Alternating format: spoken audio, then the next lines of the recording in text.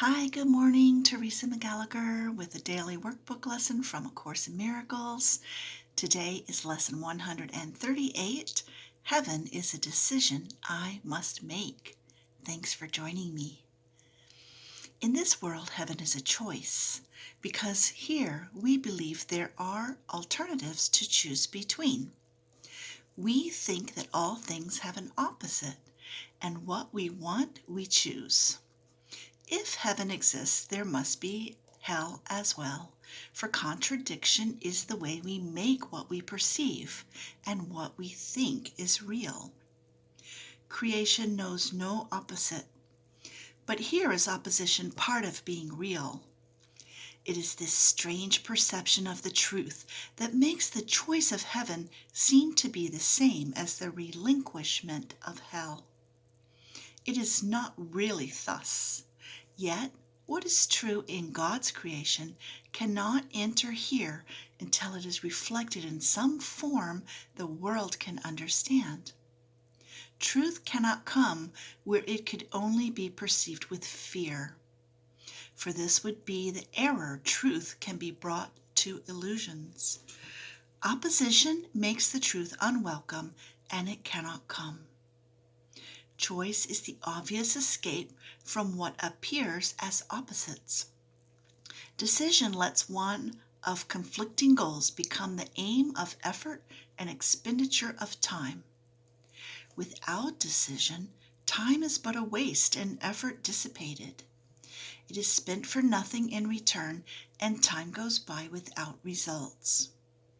There is no sense of gain, for nothing is accomplished, nothing learned. You need to be reminded that you think 1,000 choices are confronting you when there is really only one to make. And even this but seems to be a choice. Do not confuse yourself with all the doubts that myriad decisions would induce. You make but one. And when that one is made, you will perceive it was no choice at all. For truth is true and nothing else is true. There is no opposite to choose instead. There is no contradiction to the truth. Choosing depends on learning, and the truth cannot be learned but only recognized. In recognition, its acceptance lies, and as it is accepted, it is known. But knowledge is beyond the goals we seek to teach within the framework of this course. Ours are teaching goals to be attained through learning how to reach them, what they are, and what they offer you. Decisions are the outcome of your learning, for they rest on what you have accepted as the truth of what you are and what your needs must be. In this insanely complicated world, heaven appears to take the form of choice, rather than merely being what it is. Of all the choices you have tried to make, this is the simplest, most definitive, and prototype of all the rest, the one which settles all decisions. If you could decide the rest, this one remains unsolved. But when you solve this one, the others are resolved with it, for all decisions but conceal this one by taking different forms. Here is the final and the only choice in which is truth accepted or denied. So we begin today considering the choice that time was made to help us make. Such is its holy purpose now, transformed from the intent you gave it, that it be a means for demonstrating hell is real, hope changes to despair, and life itself must, in the end, be overcome by death. In death alone are opposites resolved, for ending opposition is to die. And thus salvation must be seen as death, for life is seen as conflict. To resolve the conflict is to end your life as well.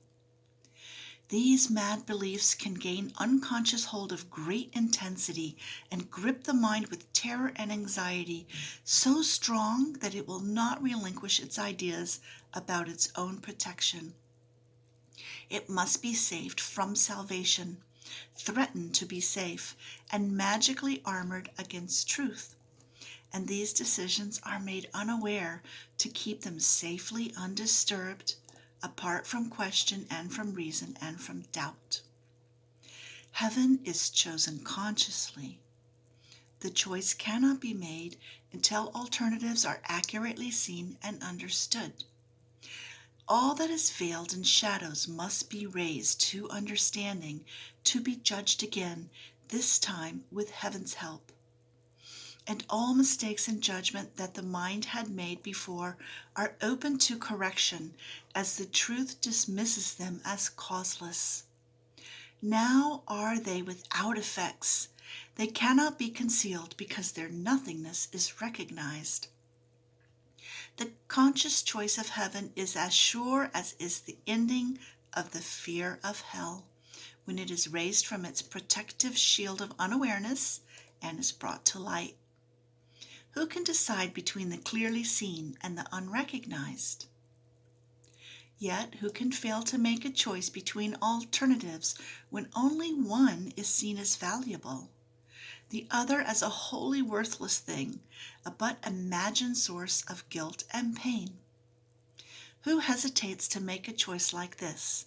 And shall we hesitate to choose today?